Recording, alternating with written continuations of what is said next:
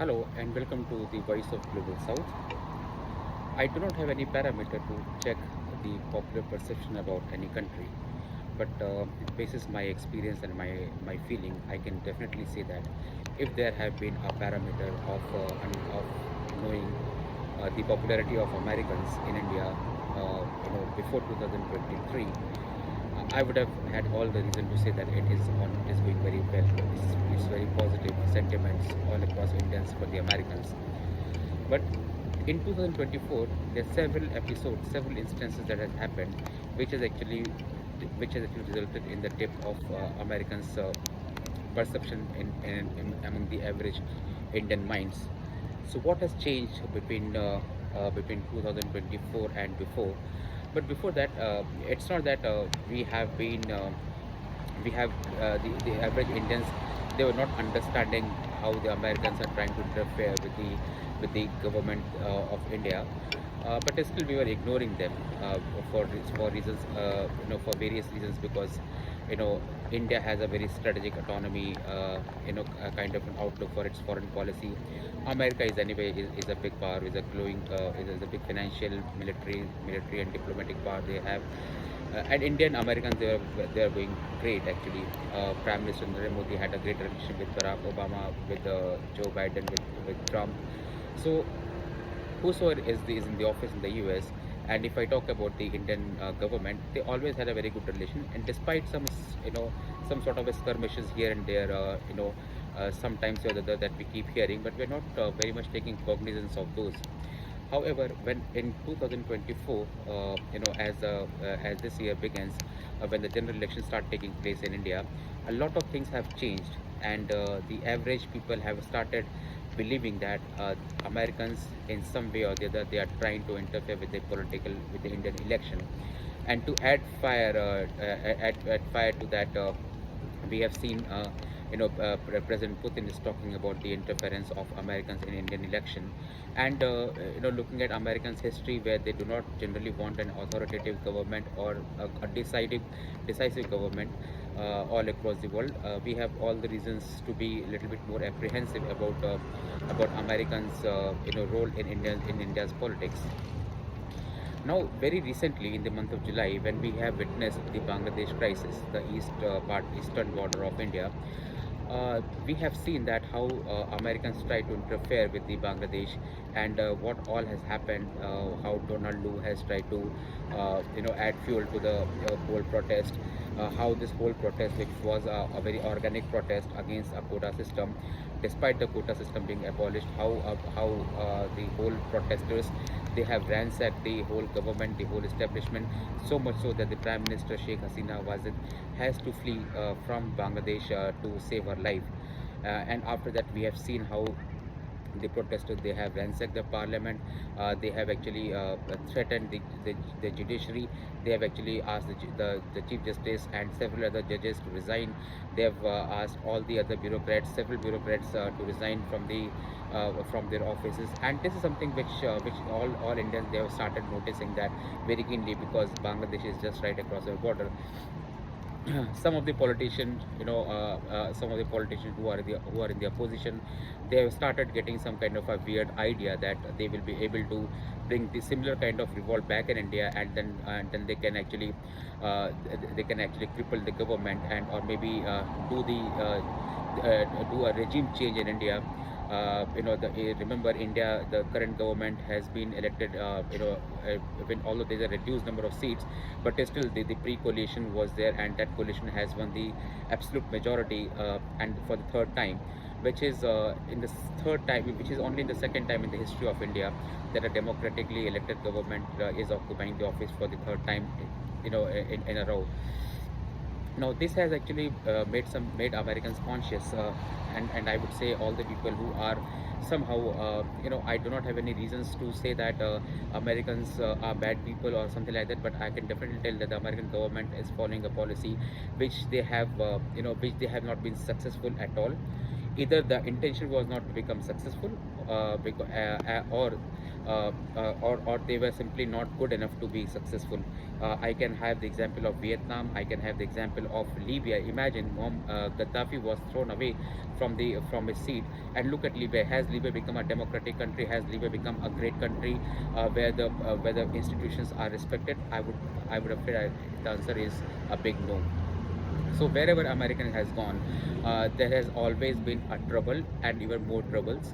That particular nation could not stabilize after that, and that's the harsh reality which Americans need to understand, and they have to ask their government how on the earth they are having any kind of a hand in eastern part of India, just to have a base, to check China.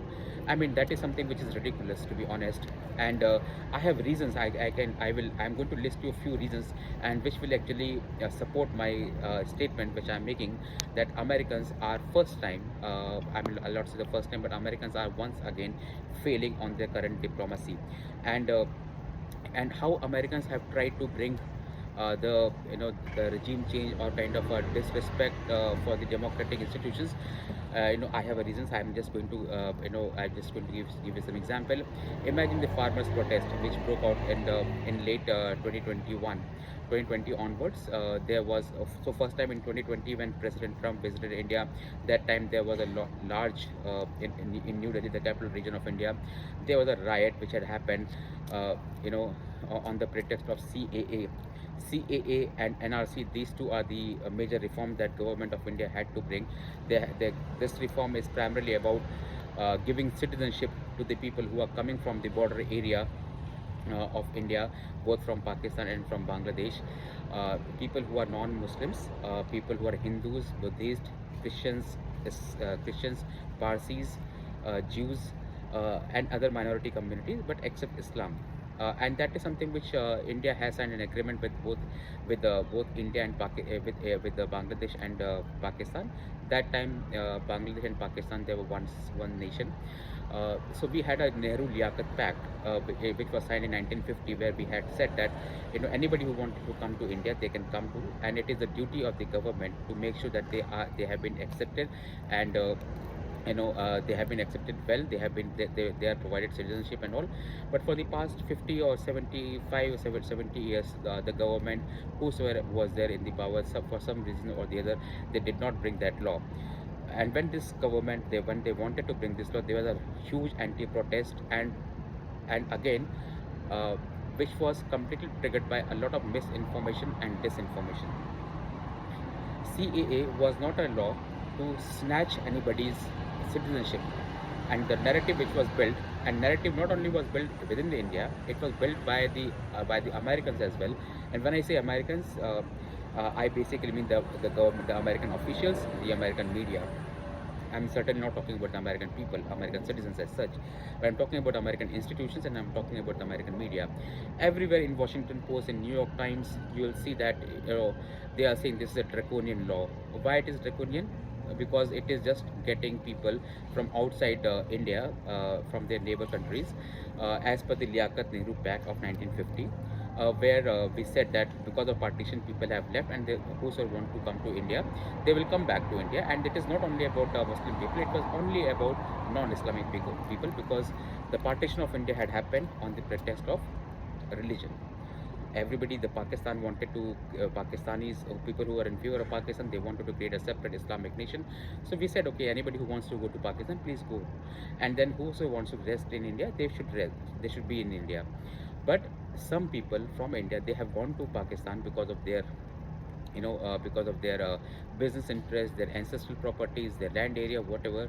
And but it was clearly mentioned that if somebody wants to come back to India, not only it was very well documented as a pact, as a law, but it was also kind of a big sentiments across all Indians, led by the father of the nation, Mahatma Gandhi, that it is our religious duty, it is our duty to bring it's our holy duty to bring them back.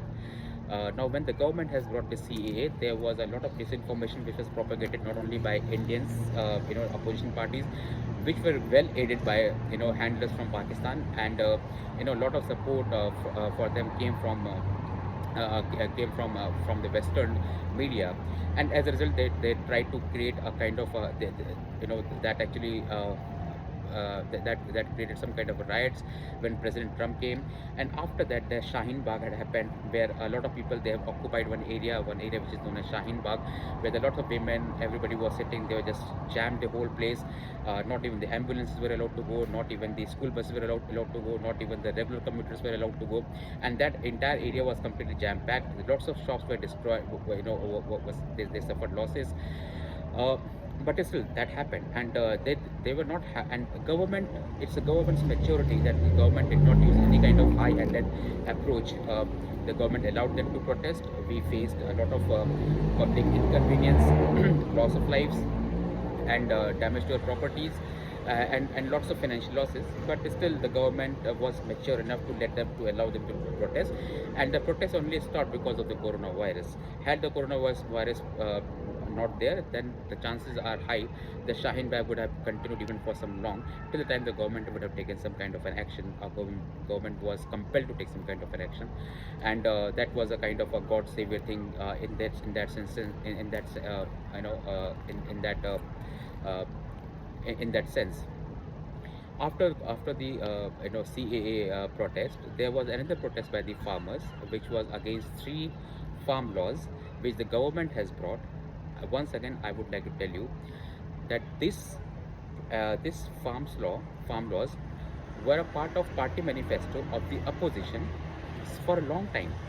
In 2019 also, when they have given their manifesto, before they come in front of the people to ask for the vote, they have actually listed that they are going to remove the farm laws. They are going to bring a new farm laws which is more friendly to the WTO norms, again led by US, to make the farm sector more decentralized, more democratic, and de-license the farm sector of India, and allowing the farmers to sell their properties, to sell their products directly to the consumers, directly to the companies and all. So this farm law was brought in, but guess what? This farm law, which was the part of manifesto of the opposition, when they lost it, when they lost the election, they became they became anti farm laws. They said this farm law is draconian. This farm law is completely not required. It is something we don't need to do. It will actually hamper a lot of farmers. And who are the farmers? Imagine India is having a population of around 1400 million people. I'm assuming around 50% of them would be farmers. Of all sizes, having a land holding of all sizes. Let's say 700 million people. Out of 700 million people, even 1% is like 7 million people, and not 7 million people were there. It was hardly, I would say, there are lots of protests. There's lots of big farmers, but it was there's a lot of protests, lots of people who participate in the protest. But these people were hardly 100,000 people. Now these 100,000 people, they were not small and marginal farmers. They're like a big farmer. They're having a big land holdings. They were having big tractors. Some of them were having Mercedes. Imagine they came to New Delhi. They ransacked. They completely kidnapped the whole city for months. They have actually made the entire national highways. They jammed the international highways. There was no commutation. Lots of shopkeepers who were on the sides of highways, they were destroyed. And when the government said that we'll take that law back, then they have come with another demand. So just imagine, just like in Bangladesh, what has happened. The protest has started with quota system, and when the government said, okay, we are getting it back, we are removing the quota system, we are accepting your demand. Once they have accepted the demand, suddenly a new demand came. Now, do you think the student body or the farmers body, they were so they were actually looking for this farm laws to be repealed? I'm afraid I'll say no for that, because this was not about getting rid of farm laws which they thought were draconian, which, by the way, 85% or 87% of the rest of the farmers, they believe that this is something which is necessary and that is going to help. But just because few thousand people or 100,000 people, they came, they were powerful, they were having lots of money, they could afford getting, and they could afford to strike for months. Imagine how much for the plight of farmers, where they say that even they have to struggle for 2 square meals a day, and these farmers were protesting for months. So imagine the kind of support they were getting, or they must be very rich to do that. And this has happened in 2021, and it continued in 2022. There was an Uttar Pradesh, there's a state election which was coming in, very prominent states of India, when the election was coming in. But the government has repealed that farm law. Government said that, okay, we could not make you understand the benefits of the farm law, so why we are rolling it back. The problem is not the government rolling it back. The problem is not farmers protesting. India is a country where you can find protest virtually every day in some or the other part of the country. This is a land of so much problems, right? India is a land of so much problems. So of course you'll find protest. There are lots of people who are unhappy about certain things. They protest. The teacher protest, doctors protest, you name it. You'll find protesters in every department. Railways protest, airlines protest.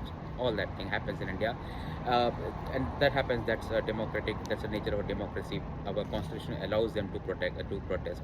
So that's something which we have been witnessing since our childhood. And it's something which is a norm in India.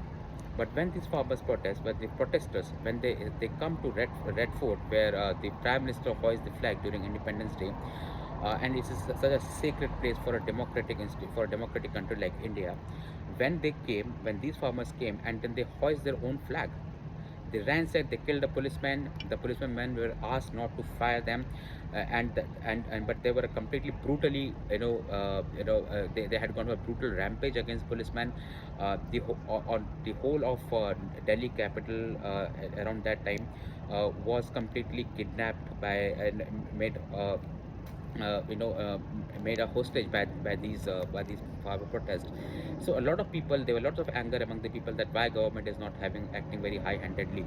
And I would say, when I look at in hindsight, it looks to me that that was a very politically very mature decision, because in India, because certainly these are not the people who have been voluntary or organically developing a protest. It is something which they have been asked to do, which they have been instigated to do, and there was a plan in place. So first of all, we have seen a lot of people from Canada, a lot of Canada government, they were supporting it. We have seen Greta Thunberg coming up with some kind of a toolkit or some kind of tweets. We have seen Rihanna coming with a tweet in support of farmers. I mean, come on guys, you need to be serious. What does Rihanna know about the farmers of India? What does Greta Thunberg knows about the farmers of India? I mean, because you have been asked to do, you have started doing that, and that's how we understood that there's certainly more what it means to our eyes, that there is some kind of a foreign hand. And that was the first time, in the modern time, the first time when the people of India have seen Americans hand in our democracy. But still, after that farm laws, farm protesters was stopped. India and US relation has again scaled a new height. uh, you know uh, After that, we have got a lot of deals which were signed. Americans, they have actually given a lot of concessions to India. For example, buying oil from Iran, having a trade from US, from Russia. So India was having its way, and in the meantime, India was having a lot of deals with America also. So there was a good relation, which a good strategic relation. The American foreign minister was always saying that India is their very strategic partner, and all that. So we forgot that and we moved on. But in 2024, when this election was being conducted, we have seen, no, of course, that was a courtesy Russian newspaper which said that Americans are trying to interfere in the Indian election. And normally, any newspaper talking about certain things about India, we normally ignore that. Washington Post writes a lot of things, we ignore that. New York Times, they write a lot of things which goes anti-India, anti-establishment, we ignore that. I mean, it's so much so that we don't even care about them. But when Russian newspaper, it is for the first time that President Putin himself has said that Americans are trying to have some kind of interference on general election in India. We paused and we thought for a while that whether he is right or not, and somehow we believe that but Putin is right, although we did not have much of the information at that point in time. And now look at the events of past 3-4 months. I can definitely tell. Recently, the U.S. Council, uh, U.S. General Counsel Jennifer Larson, she has met some of the officials in India, not with the government, but not with the national government, but with some state government officials. They have met. She has met with the Chief Minister Chandrababu Naidu, who is holding a very important state. He just won, so there is no problem in that. she has met a couple of other people from the government, no problem in that. But when she meets Mr. Owaisi, who is who I would say is a fundamentalist radical leader of Islam in India, who is who has got a very troubled history, which Indians can't forget. When she meets that kind of person, she has not met with anybody else in India. She has met that guy. A lot of Indians, they have not taken that lightly. And and Jennifer, she has been infamous for her for her interference in other nations as well. I believe in Syria also, her name was cropped up. So there was some kind of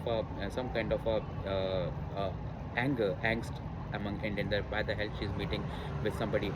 It is not about meetings with somebody. You can definitely meet, but when you meet with somebody, you have to make sure in a foreign diplomacy that you meet other people as well. There are so many other people who talks about the growth of India, who talks about the progress, who talks about the peace, and Mr. Owaisi certainly is not that person who qualifies in any of these three criteria. And a lot of Indians believe, apart from only he is the person who has been thrashed in this election. His party was not, he was the only lone member of parliament.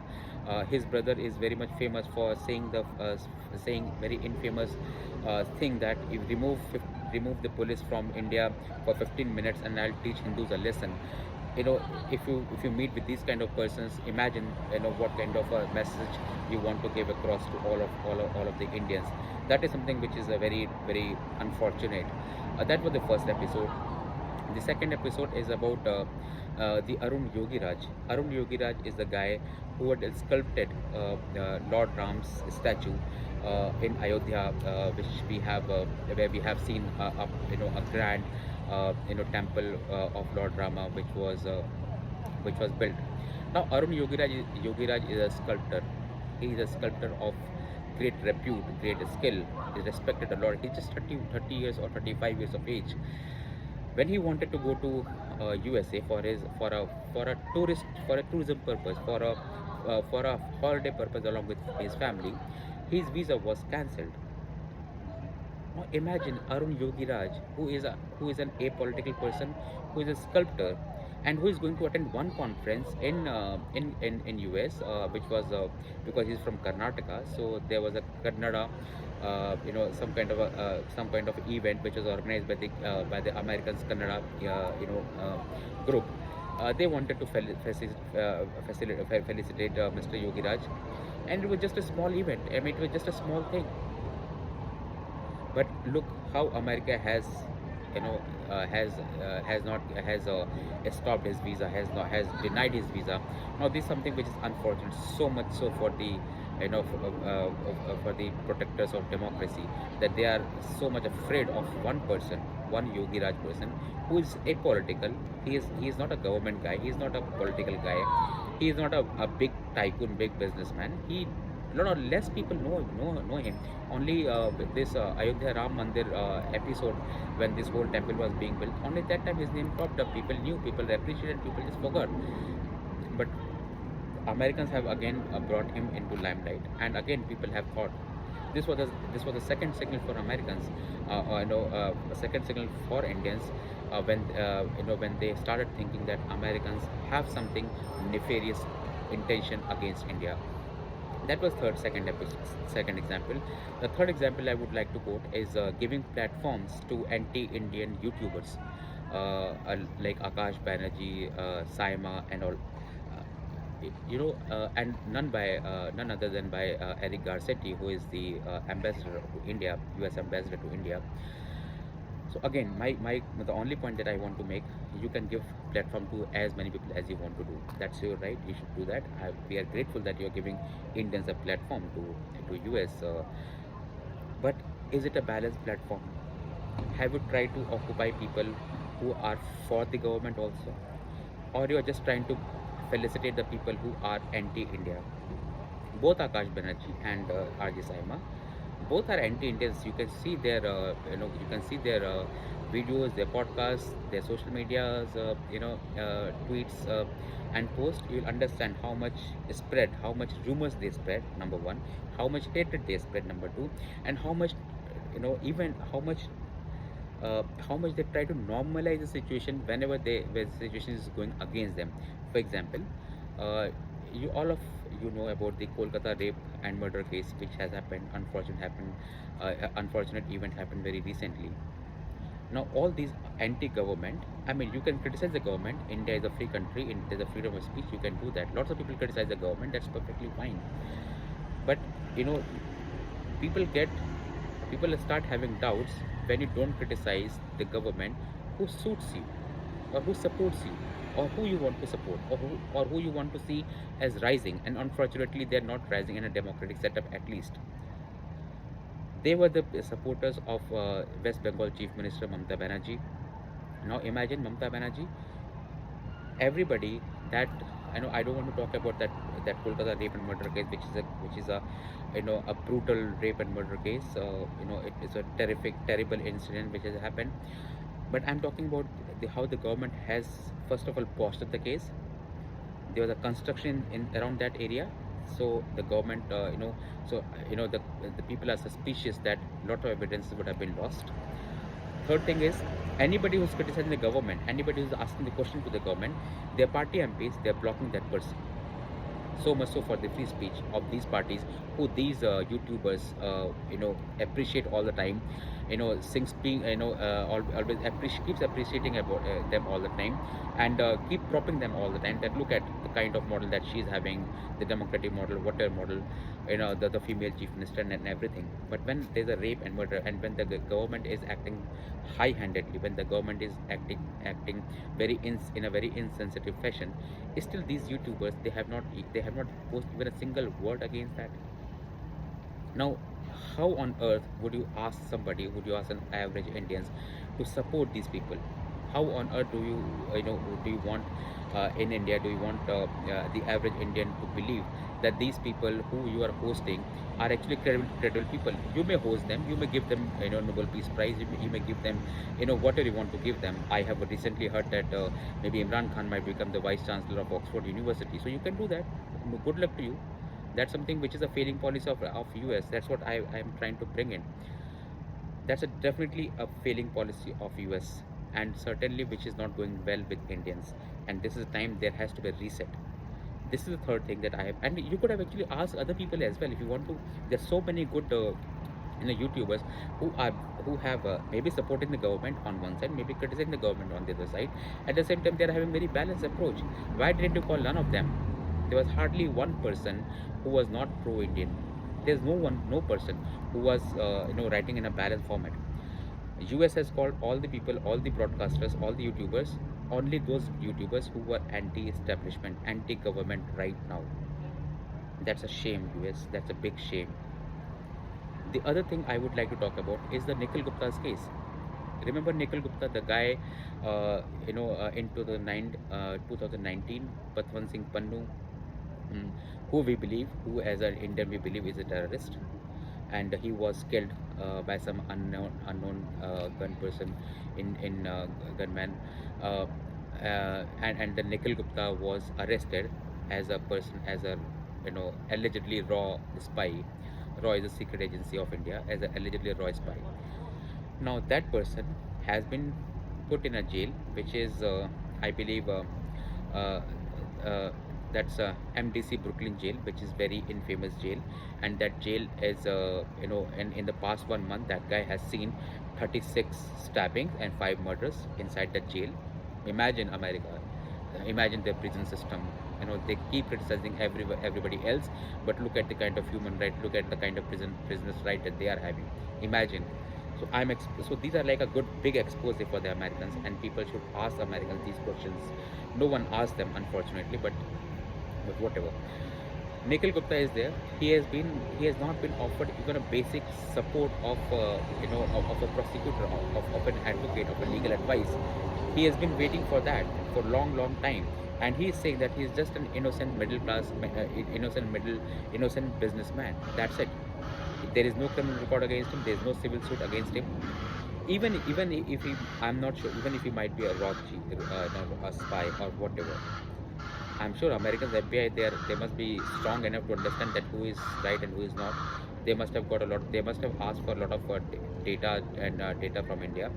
They Americans have their spies are also there in India, so they could actually ask them.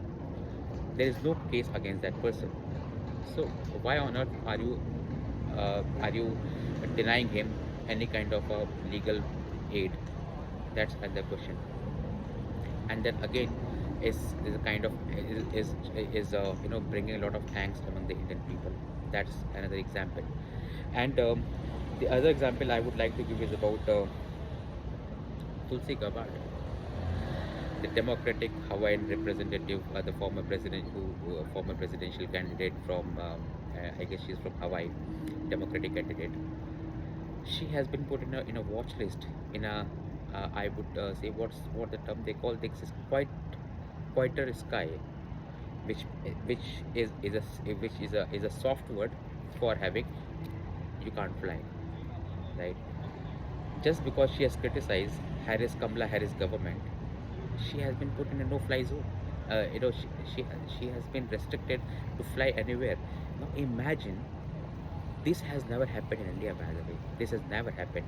There's so many people who criticize the government of the day.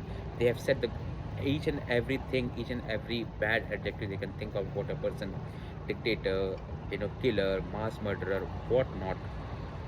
But this guy, a psychopath, they keep saying in open.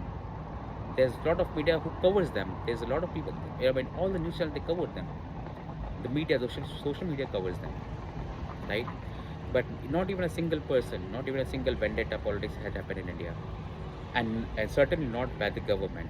Everything which has happened, or to the any part of the any part of people where the action have been taken, are through the courts, through the high courts or supreme courts. Even the leader of opposition right now, Mr. Rahul Gandhi, there's a case which is going against him for 700 crore rupees, which is a huge, by the way, that's somewhere around uh,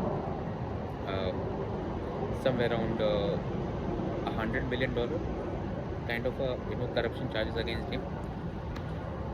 That is something which and that has been done after going to the courts, after a court has actually given the permission to prosecute.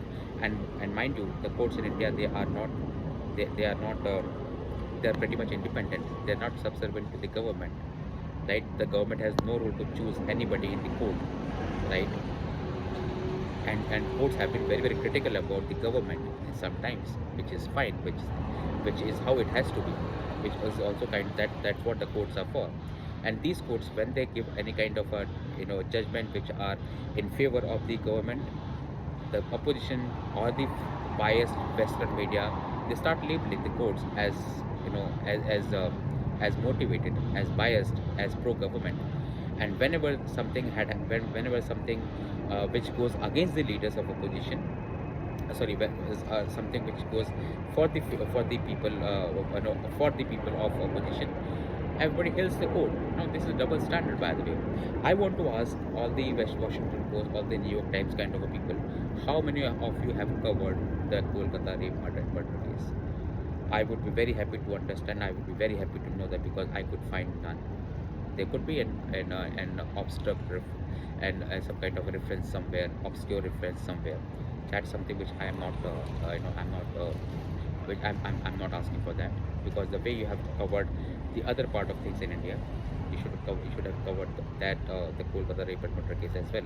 You should have covered these things as well. That how come this Jennifer Larson, she is meeting only one side of a political spectrum, why she's not meeting the other side of the political spectrum? You should be asking these questions if you are a unbiased media, or if you're not a puppet in the hands of the US establishment, which, by the way, for India you definitely are. We do not have any problem in any qualms, any hesitation in saying that. And that is something which calls for a lot of reset button. Remember, you are up against a country which is very diverse country, where the democracy is damn strong, where we have seen elections. We see elections, almost every month or every quarter. We see 4 or 5 elections every year, right? We are very much political sensitive. We are very much political aware.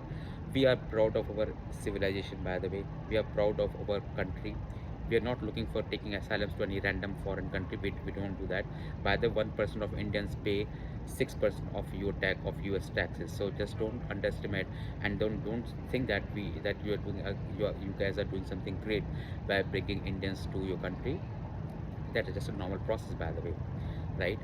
And but anyway, that's not my concern. My concern is, if US establishment is really thinking that they would be able to destabilize India, I can assure you that they have to do a lot of hard work, and probably the first thing that they have to do is to bring a puppet government, like unfortunately the Congress, which is the leader of opposition.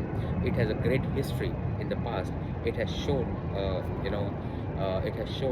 lot of iron will against against the power blocks like USA in the past. Unfortunately, they are having some other thoughts. But anyway, it is very difficult for the foreign countries, and particularly for India, for US. And I feel the US is the only person who tries to interfere in the internal affairs of any other country. Uh, so I can definitely say that, if US is thinking that they will be able to successfully bring some kind of a regime change, something which they had done in maybe in Libya, or in Syria, or in Iraq, they I have a very bad news for them. They are not going to succeed at all. My point is, you should understand the Indians are good for the whole world. The rise of India is good for the whole world.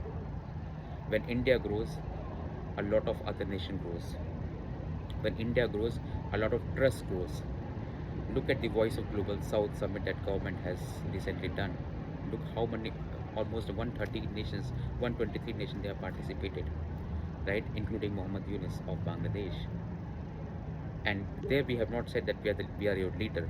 There we are saying we are your partners, we are your voice. So when India grows, the world grows. And if you want to destabilize India, do it at your own peril. Because if India become destabilized, then India is a nuclear nation, and if you want to kind of destabilize India, then I don't know what happens. First of all, that's a very hypothetical assumption, hypothetical question. I am not even, I am not able to even imagine that kind of situation when Indians, when there could be a military change, there could be military dominance inside inside the democratic setup of India. It has never happened in the history of India, by the way. It has never been even attempted, by the way, and it can never be attempted because average Indians, they do not believe in any kind of martial law. We believe in doing our work. We are very proud nation. We are very proud civilizational identity. We love our culture. We want to grow with our culture. That's what it is. And unfortunately, you know uh, any kind of your attempt towards bringing some kind of destabilization to India, you're exposing yourself, by the way. I'm not saying that a relation between India and US is going to go bad. No, irrespective of whether it is Trump or Kamala Harris, the Indian relations is going to be great with Americans. That I can definitely foresee. There's no reason to have a downturn in our relationship. It is going to be upward only, at least for some time. I'm not sure, because our defense minister is also going to visit your country, your nation. Going to visit US very soon for some kind of defense deal and all. So I'm sure there will be more cooperation, more sound bites of strategic alliance with India and all, strategic partners and all. All are fine. We do want to have very good relation with USA. Definitely, we want to learn we want to understand, we want to know your technology. We want to understand how can we be, we can partner for the global good. Certainly, we want to do that, but not when you want to interfere with India's political, democratic, civilizational aspect, because Indians will not tolerate that. So the purpose of this discussion was to give you kind of an examples how US is trying to interfere with the government of the day. And which is certainly not seen as a good thing among the average Indians. Average Indians hate that, and unfortunately, for the past so much has happened in the past few days, few months. That people in India, they have started feeling, they start believing that Americans are no good for them, and that's something which is bad news for America and for the rest of the world as well. Think about it.